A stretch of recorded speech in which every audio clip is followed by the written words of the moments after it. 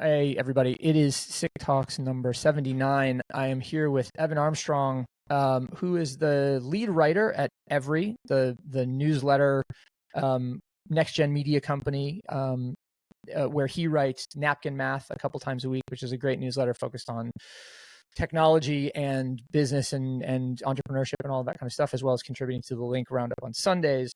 Every's a fascinating company and one that I pay a lot of attention to, and I hope you do too. Certainly 75,000 people subscribe to Napkin Math suggests that some of you do. But in any case, Evan's up in Boston, and we were connected by Kate Lee, who is a longtime friend of mine, who's the editor-in-chief over there, and she said, you got to talk to Evan. And then since then, a bunch of people have sent me Napkin Math columns to include. So here we are.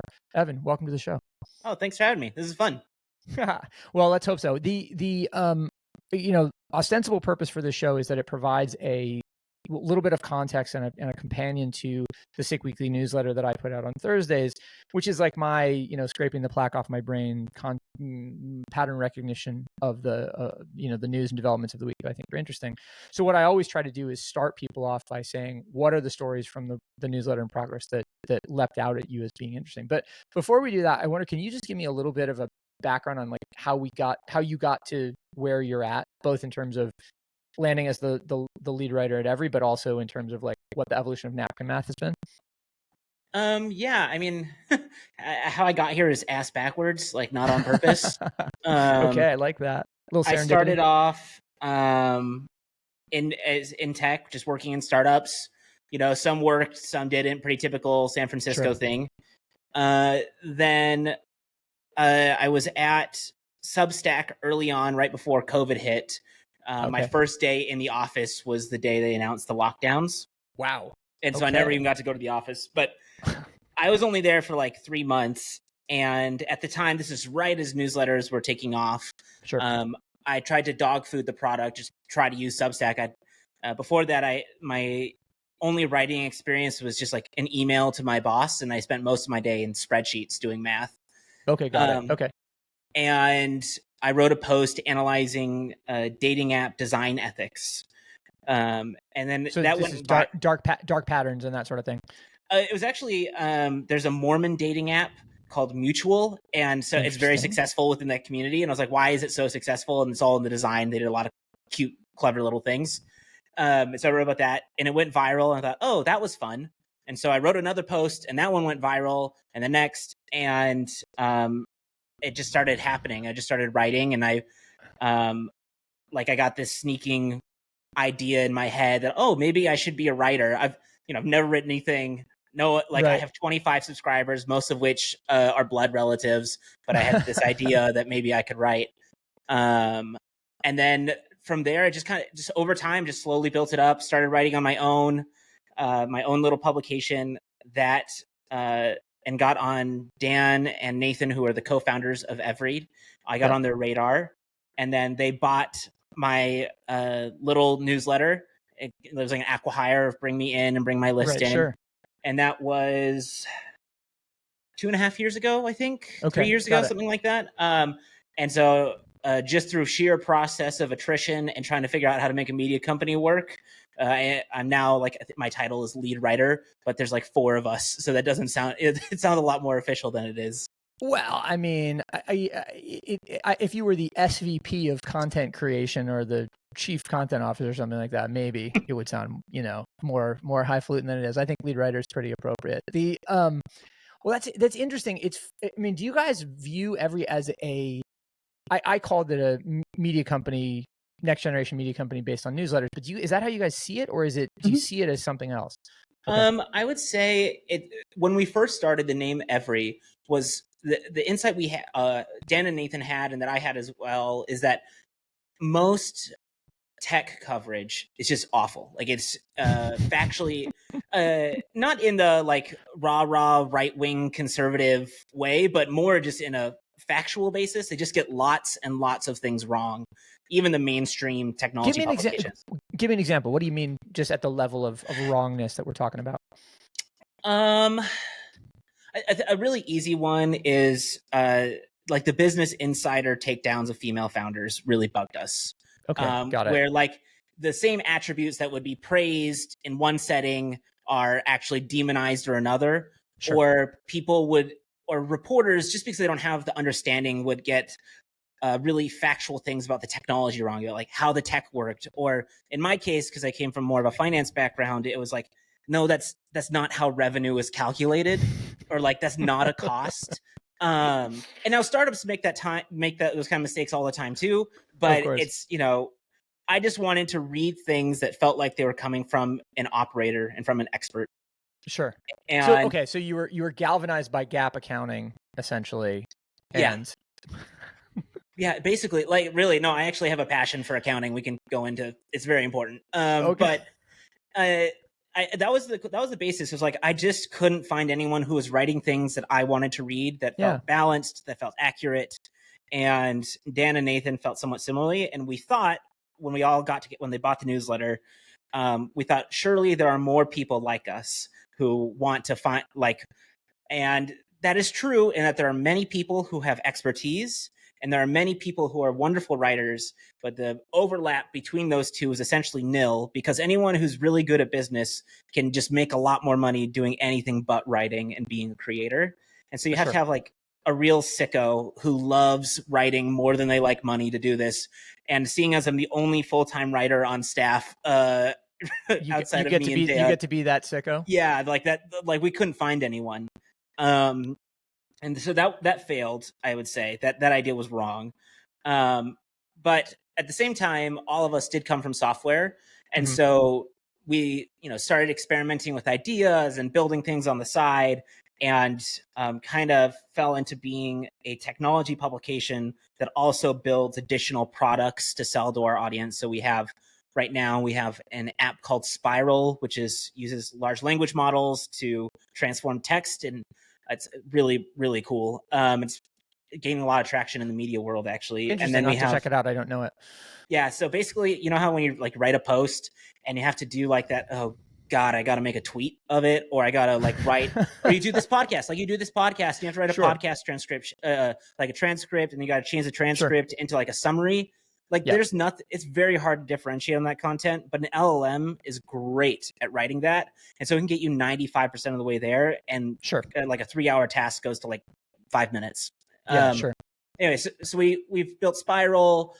We built a app called Lex, which got so popular, we spun it out and it raised some money from VCs. Awesome. And so now the product is, we have a daily email, Monday through Friday, which are original essays. And my columns every Tuesday and Thursday. And then we also have some software products. We've done courses. I'll be teaching a course this fall, for example. And then we have some consulting business on top that we So maybe even to call it a media, it's interesting, right? I have a theory that I'm sort of working out in public around what I call super format, but it is essentially like the nucleus of a creative idea being the nucleus of a system of touch points that can be created that generate value for both their audiences and for the creator of that touch point, right? And so, you talk about Spiral, and I get the transcription for these podcasts through Riverside's AI, which is great and really helpful. It also, though, is interesting because it generates work that I didn't have to do before, because before that software existed, I wouldn't have transcribed it. I wouldn't have bothered. You know what I mean? It's it's an interesting thing, trying to strike the balance between what is most useful and most additive, and what is just sort of available for the sake of availability. But what I was going to say was, it sounds like almost it's more like a venture studio with a media arm and a sense of possibility that extends beyond just like, we're making products for this thing or another thing.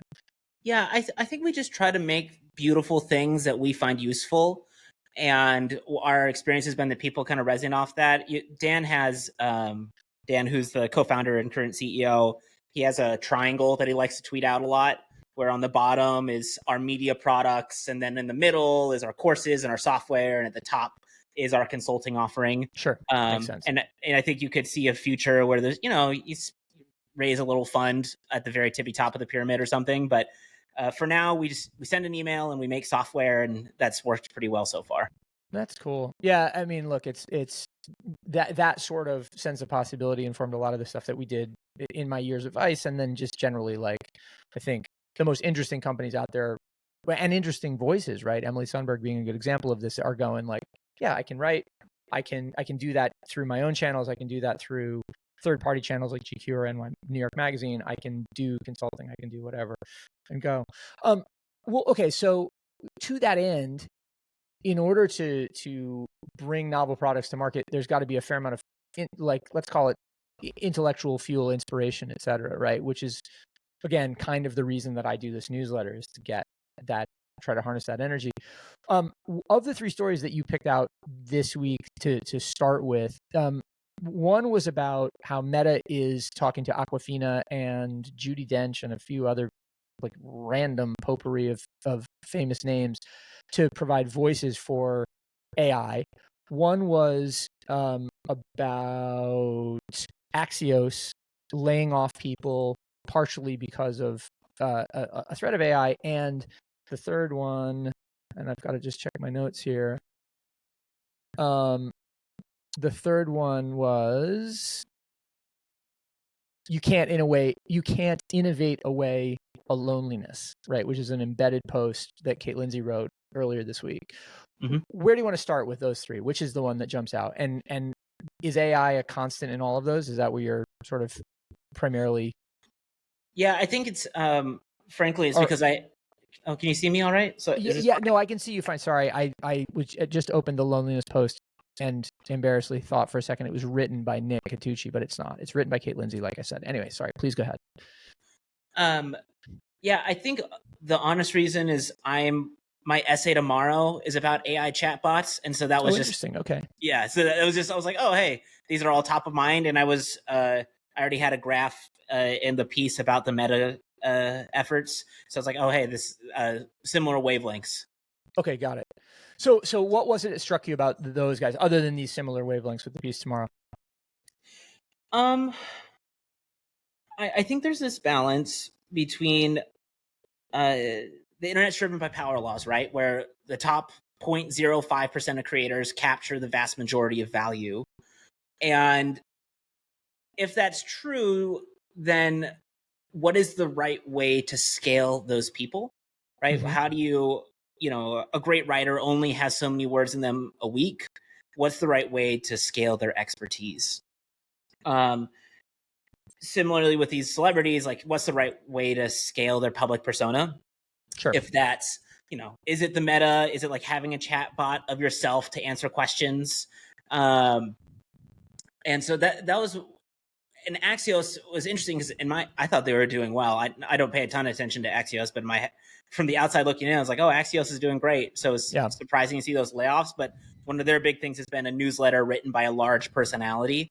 And so so seeing that simultaneously Axios, which is creator-ish driven, saying mm-hmm. AI is destroying the business, and then seeing AI companies offer new entertainment and creator products, I found really interesting.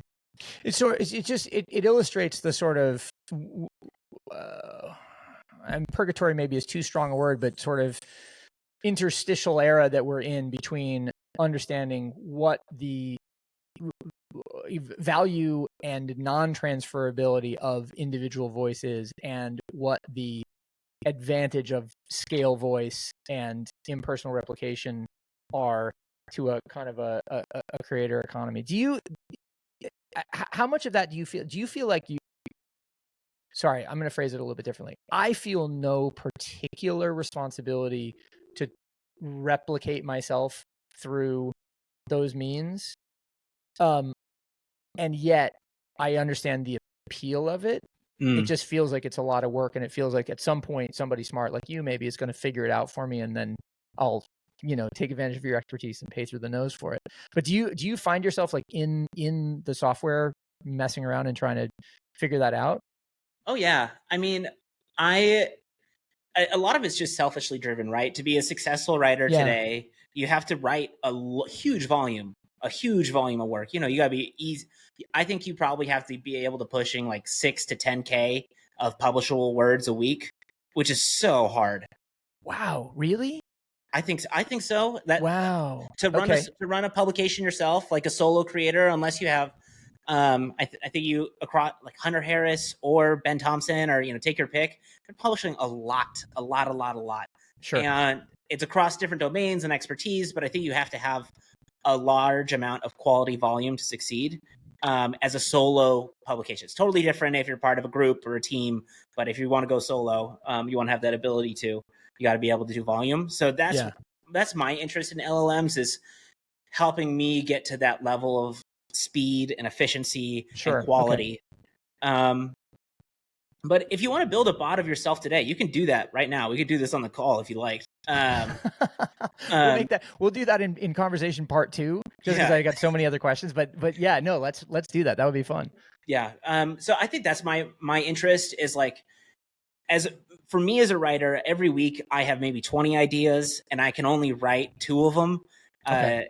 And so like, I would like to publish all 20 of them every week somehow. And so if AI helps me I'll do whatever it takes to get me there, Yeah. Interesting. Does it, speaking of, because we were talking off mic about how, because our friend Kate is on vacation this week, you're acting as the editor as well.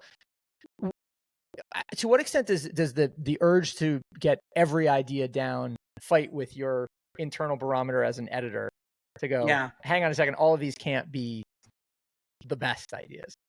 Yeah, I think like all great writers, I'm a self-absorbed asshole where I'm like, no, every idea I have is worthy of publish. Everyone wants to hear everything I have to say.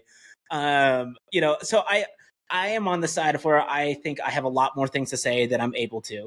Got it. Okay.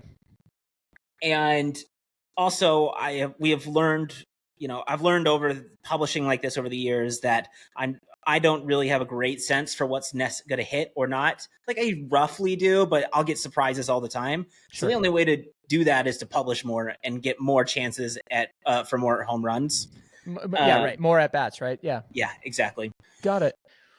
Well, interesting. It's funny you mentioned the piece about the Mormon dating app that you, your career, if you will, sort of started with when it went viral pre-pandemic. The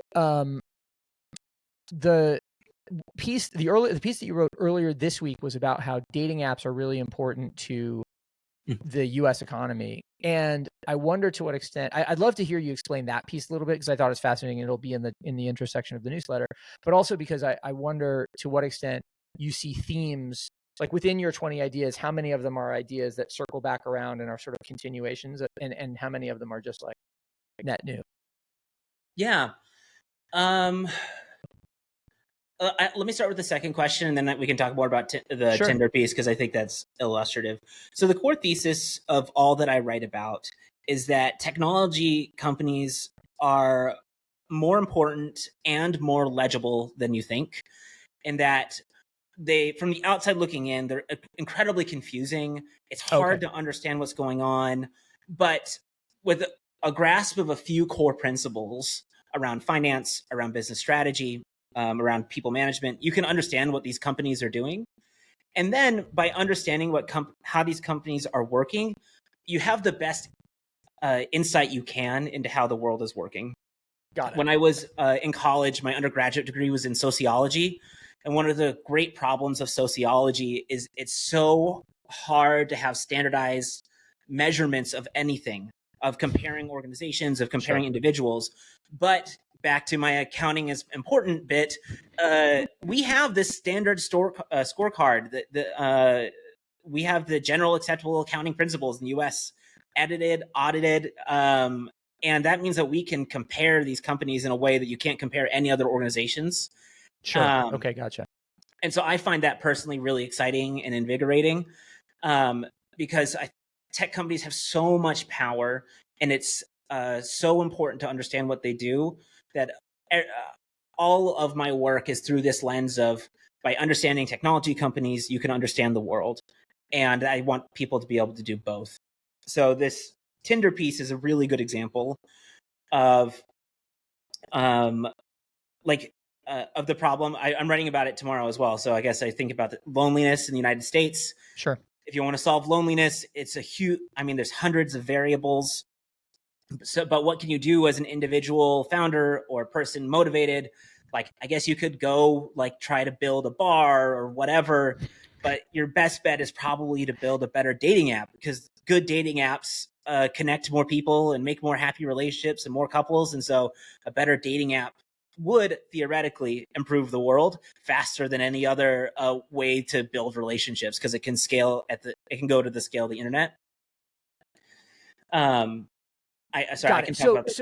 Yeah. No. But I mean, so the underlying thesis there is that by creating a mechanism for better and more fruitful connection between people, you drive a whole bunch of second order, third order externalities that are valuable to society more generally, right? So it's like access to healthcare, or it's access to I don't know what, like fresh food or whatever the case is. Yeah, and I think I personally, through the COVID era, just got incredibly burnt out on government interventions where I just don't believe anymore. I don't like think that they're going to save us. I don't think they're going to help us, which is very rural Minnesota, which is where I'm originally from. Very rural Minnesota of me. Yeah, sure. But why I love technology companies so much is if you have an idea, you can just go do it. You don't need anyone's permission. Just go make some money, go make a product, and go change the world.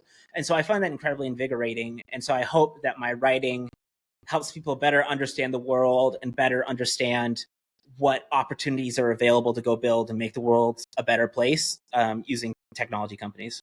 Okay, so let's use that as a jumping off point to talk about the other piece this week, which will also be linked, but which is your $1 million software idea that was, I think, yesterday, right? Or yeah, it was yesterday, Tuesday, August 6th. It was published. So I read it, and as I was saying to you as we got on the call today, like I understand the top line idea, which is essentially like if once you understand what a SaaS, right, a software as a subscription company does, and the ways in which it takes value from consumers or users, it translates that through a lens. It uses that to update the way that it, or what's the word? Shape the way it interacts with users, and therefore then is able to harvest more data and continue to become more efficient and harvest value along the way. So got that part of it. The part of it that I didn't totally understand was what the new idea there is. It's basically like you can take this model and you can apply it to a whole bunch of different places, and so you should go do it. Was that the idea? Yeah. How technical do you want me to get? Let's get technical, because I mean, look, you know, I'll stop you if at any point if we feel like we're really over our skis, but like, no, let's get technical, please. Okay. So you can think of any cloud-based software application today. I'm just gonna give you the full thing. I'm gonna take a step back. There's two general eras in software that I call them. It's BS before Salesforce and ASS after Salesforce's success. We are currently. I hate Salesforce, by the way. Not as a product. I hate it. But anyway, sorry. Please go ahead. Yeah, so we're in the ass period right now, where Salesforce is successful. Every software company since the year 2000 is some derivative of Salesforce Core Insight that you could deliver software over a web browser.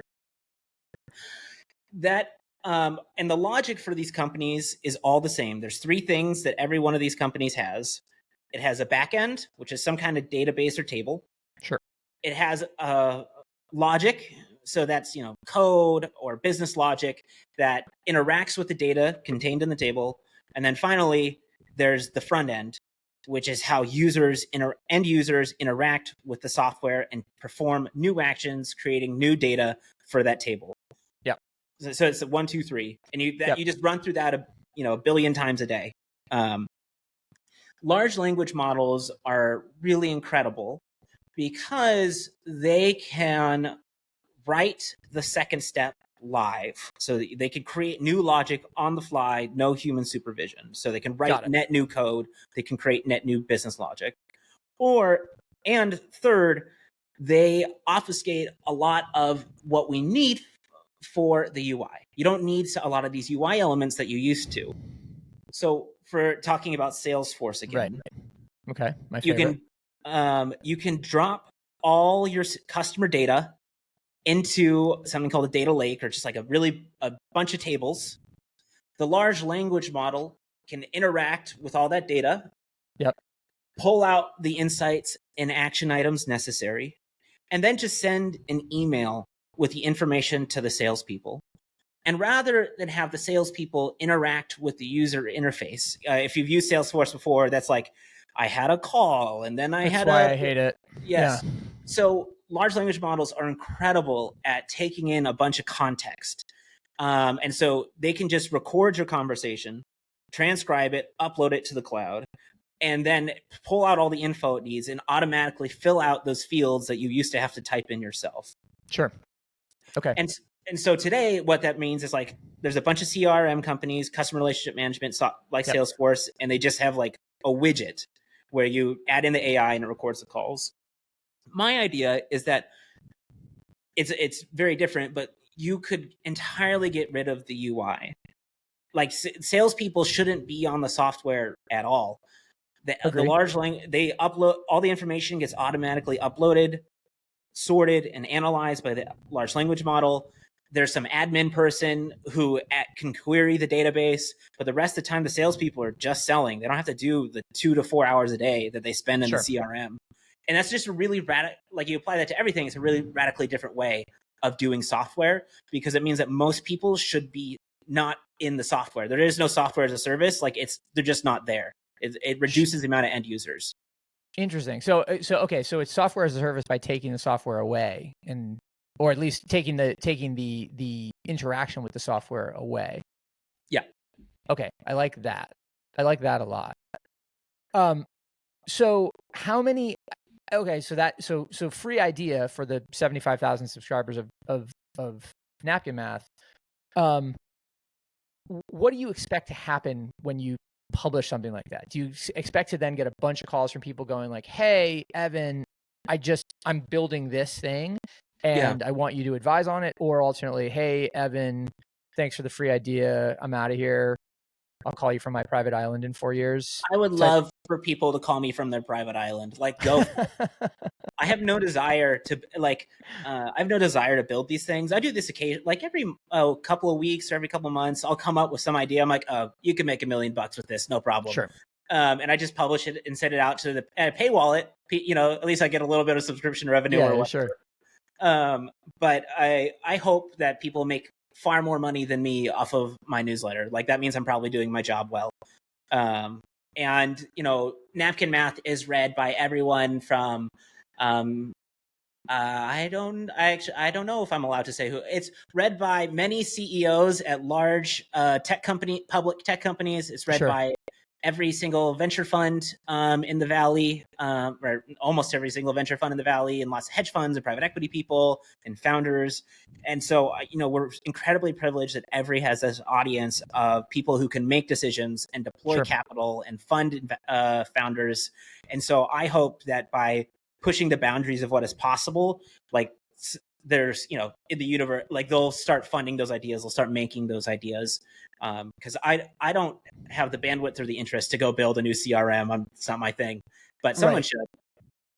Yeah, well, it's sort of fascinating. I mean, one of the things that I struggle with a little bit in the, let's call it, newsletter business is that it feels like the value of the advice that's being given and of the parasocial relationship people have with newsletter writers, creators, whatever you want to call them, is radically undervalued because it is based off of the digital media economy of the past, where the goal was scaled impressions, which naturally pushed prices to a negligible commodity level, encouraged a lot of fraud, did all of that sort of stuff.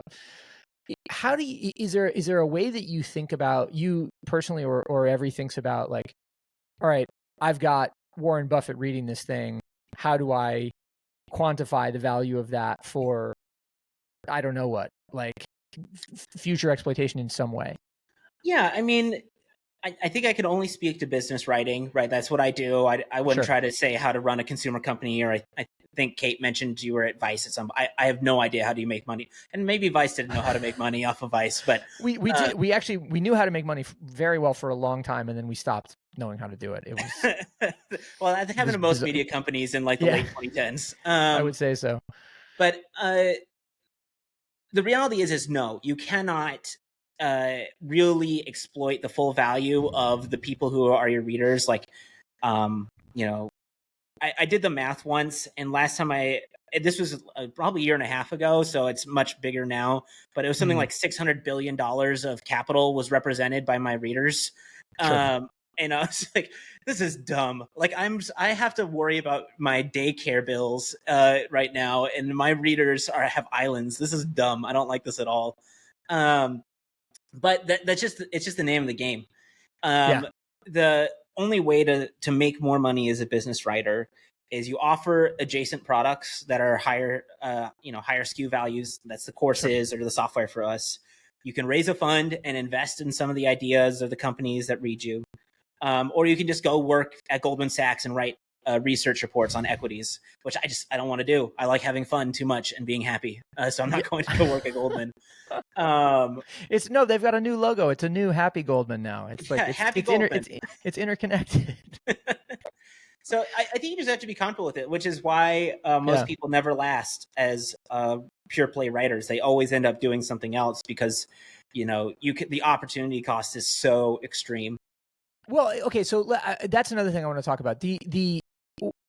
We pull up to this little recording suite within Riverside, right? And I've got a podcast mic, which my co-host on my other show sent to me. Otherwise, I wouldn't have it.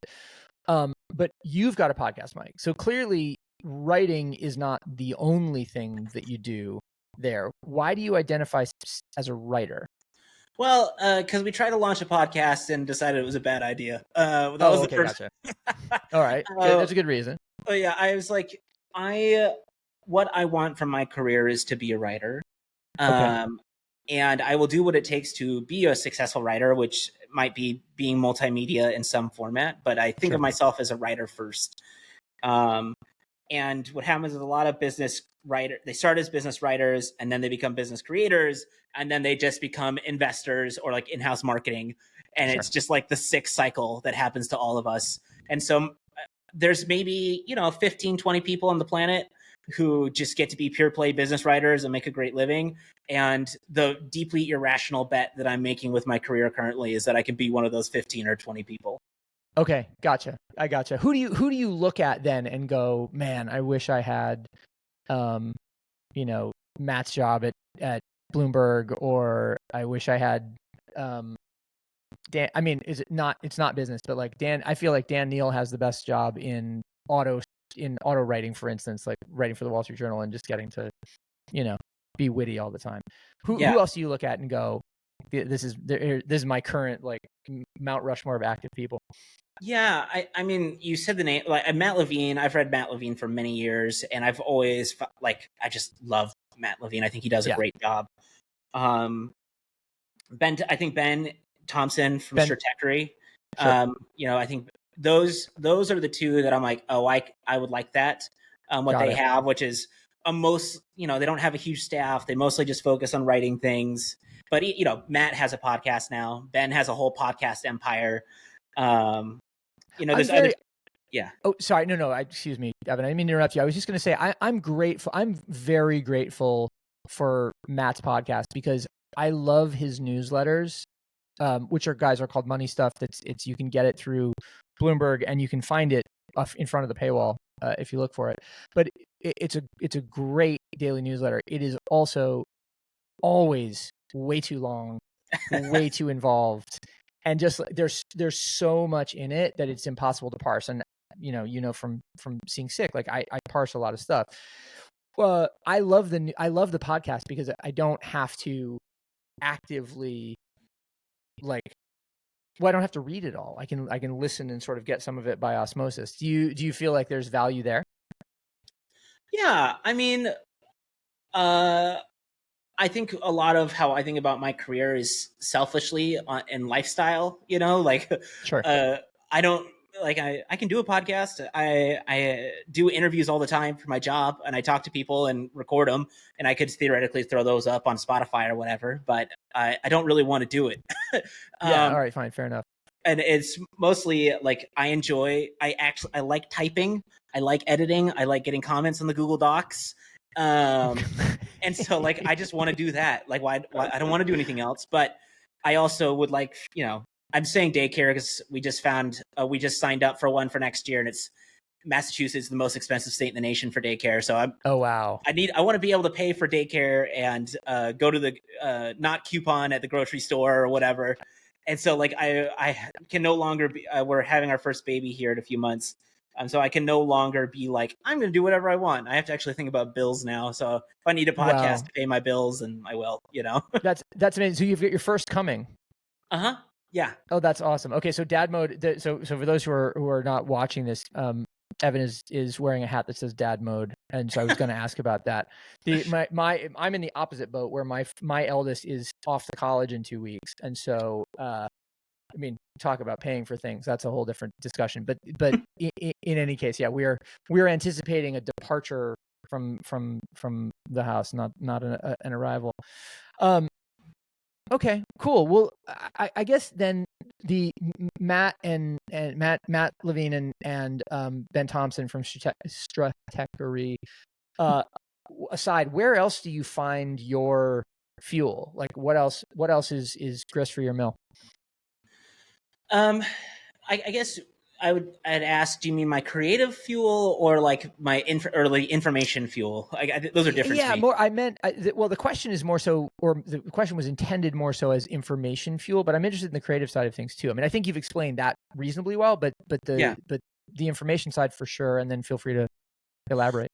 Yeah, I just have a lot of admiration for my peers. There are many people today who are building great things.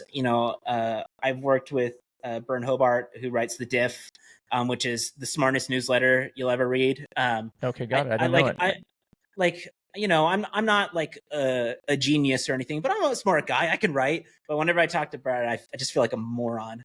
So we've written a few pieces together, and I'm just like, and we're like co-writing in the Google Doc, and I'm just typing furiously, and he has 5 children at home running around while doing. I don't know how he does it. Okay, so let's stop there for a second, because when I think of people who are smarter than me, and there are many, they tend to be smarter in one of 2 ways. One is either a sort of like galaxy brain, big picture, instant processing of the macro, and then other ones are incredibly deep, right? And the book Range by David Epstein, which is a favorite of mine, talks about foxes and hedgehogs, right? Foxes are the galaxy brain, hedgehogs are the burrowers, subject matter experts.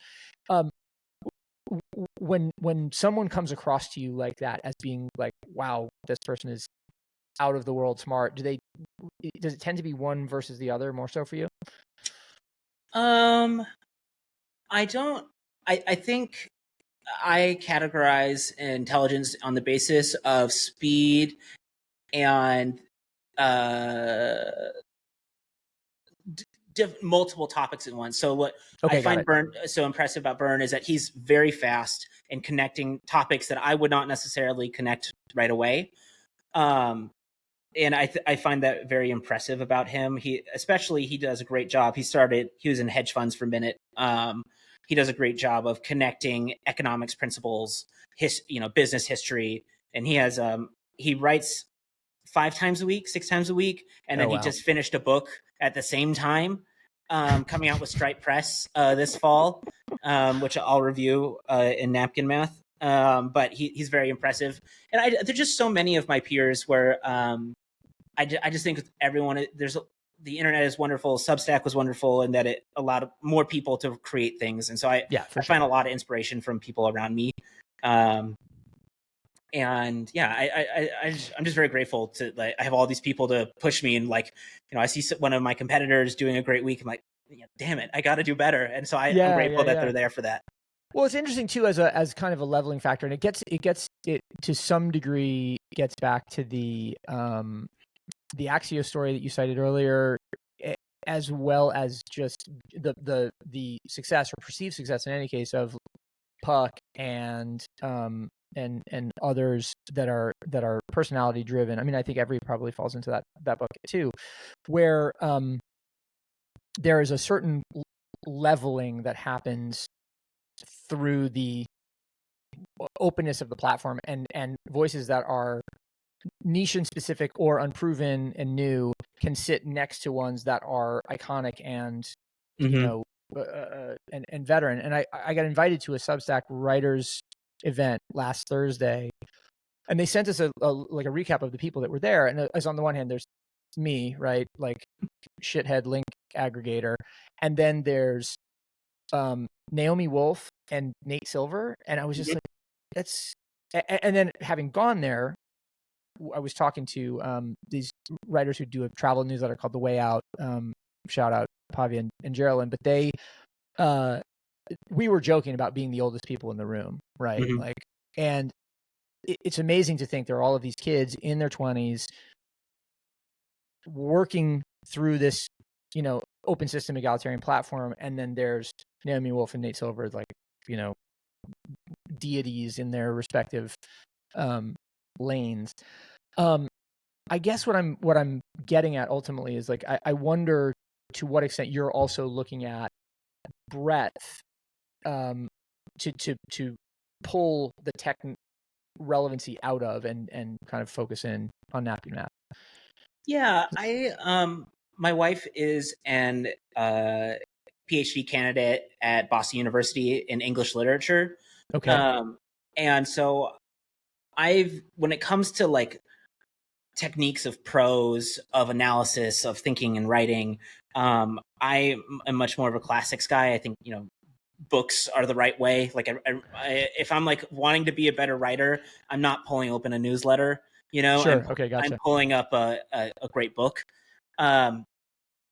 And so that's where I'm more like, that's why I was separating the information versus creative inspiration. Okay, gotcha. Sure. Because they're totally different. Like the techniques to become a great newsletter writer, or a popular newsletter writer at least, are almost entirely distribution based versus skill of writing, of analysis. Like you become a great newsletter by doing those things and being a great marketer. You can't just be a great writer. Of course.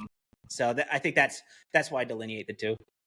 Yeah, it's okay. So understanding that you delineate it, but now I guess what I'm interested in is like the little pockets in your media diet, let's call it, or in your just sort of like field of view that you go, oh, and you like you mentioned Hunter Harris earlier, like Hunter obviously very successful.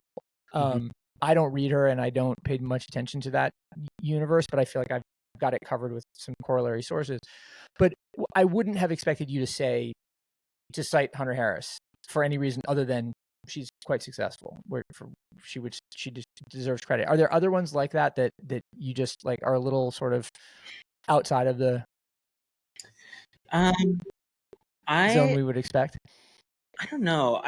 I will say to Hunter, I'm not a huge Hunter Harris reader. My wife is a subscriber, and so she'll forward me some of the stuff that Hunter writes, and every time I am amazed at the speed and the wit that how quick the reactions are, how intelligent. Like the prose is deeply casual, but it is so funny and smart, and that's very hard to do. Like to write casual and smart is maybe one of the things in the world.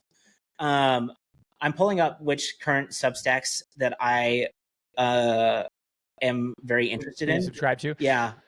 Yeah, it's funny that I feel like Hunter is of a generation of writers who were told in order to be successful, you have to be good at Twitter. Yeah. And so got very good at Twitter, which is about humor, it's about speed and instantaneity. I'm terrible at it. I'm like, so much so that I'm just like, it's like it's like I don't know what, taking up tennis at this point in my life. Like, in spite of the sweater, like, forget about it. I'm never going to be good at it. You know what I mean? I mean, I'm with you. I hate Twitter. It's probably my greatest weakness as a writer is I'm not that great at promotion, which is why working at Every is so wonderful for me, and that it gives me more time to focus on craft, and I can outsource some of my promotional activities to the broader firm. But yeah, like I'm with you. I hate the thing. I hate it. I'm not good at it, but I'm going to just like bite down on the stick and type out my tweets because I want, like I said, I got a $38,000 daycare bill coming up, so I got to figure out how to pay for that. Yeah. What? Yeah. And that was the middle option. This was the only option. This was the cheapest place that had windows. Everything else was in a basement. Oh my God. Oh my God. Yeah. So, all right. Well, yeah, enough of it. Then we're not going to dwell on that then. That just brings up a whole series of like deeply held trauma. Okay. Well, but so now I to a certain degree it's easy to understand then the push for both optimization and a hunt for like making this voice scalable and efficient, because you want to just be able to go, let me focus on the things that I actually am good at, and then let the world pay me in all of the ways that it can, as opposed to just in the way that has been prescribed previously. Yeah, that's exactly right. So how much, and forgive me if this is a personal question, don't feel free to not answer, but how much longer do you need to be in Boston then? We're going to be in Boston working on a for graduate program. My wife is in year 2.5 or 3. We'll be here for at least another 4 years, because the end of an English PhD, you write a book length. So she has to write a book at the end. So it usually takes anywhere from 5 to 7 years. So and since we have a kid on the way, we'll see how all the timing works out. So we're here for a while. So I got to figure out a way to make it work. Yeah. Wow. Okay. Because I was going to say, like, another one year at 38K, and then you just zip back to northern Minnesota and no, live off the land. No, no, not at all. And we're not from here. We don't have any family here, so it's just us. So you're funny. My wife got me this hat, the dad mode one, because when we figured out she was pregnant, like the next week, like when I sold my PS5, I quit like all my bad habits, lost weight, God, really? and just like buckled in, because I was like, I got to figure this out right now. Yeah. Well, just look, a little bit of advice from somebody who's been there. There is never a good time for any of this stuff to happen, right? So you just, as you said, bite down on the stick and just go. Yep. Well, that's fascinating. Well, okay. So, and then outside of, I've gone really deep into, or I've tried to go deep into some of your inspirations or sort of inputs through digital channels. But what else do you do? Like, what else do you keep your mind alive with? Like, is it I don't know what, transcendental meditation? Or no, I don't do any of that. I touch grass, and that's enough for me. But my wife and I love film. She studies film as on top of English, and cool. Not once the baby comes, it stops. But we've seen a movie every weekend. I mean, basically our entire relationship, because we have AMC A-List, which is the best. If you love this, you just go to a movie every week. It's very cheap. Oh, that's cool. Yeah, no, I don't have it, but that's worth looking into. My son is going to study cinema and television at school, so we're constantly looking at ways to get him engaged in that regard. All right, so movies. I don't know if you know this, or if Kate passed it along, but I organize a breakfast every week in Williamsburg that has now sort of franchised itself and happens all over the world. Cool. But one of the guys who comes to the Breakfast Club regularly came last week. He's been coming for, I don't know, a year and a half. So I know him reasonably well. But last week he revealed that he watches on average 3.5 movies a day. Because, as he said, I'm a consultant. I can.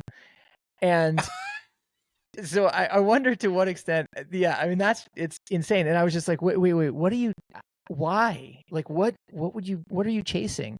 And he's like, well, I mean, look, like Tarantino, Soderbergh, these guys watch that many movies, and you can tell because of their Letterboxd profiles. So he's like, I'm trying to watch everything on Letterboxd, basically. And in order to get through it, I've got to watch 1,200 movies a year for some period of time. That is insane, and an insane level of wealth, by the way. Who can afford to watch 3 movies a day? Who has that time? Well, I mean, but I think that's the thing. It's I mean, this is assuming it's like, all right, I'm going to work through the new 100 titles on Criterion this month, so I just have to watch 3 movies on Criterion. So that's my $10.99. Wow. I mean, wow. Absolutely. No, absolutely. I watch. I'm pretty proud of myself that I get to like 2 movies a week. I'm like, ooh, pretty good. Yeah. Because like what I write is, I mean, they're pretty deeply researched, right? Like they're 2,000 words of math and analysis and thinking. And so like, I don't have time for anything.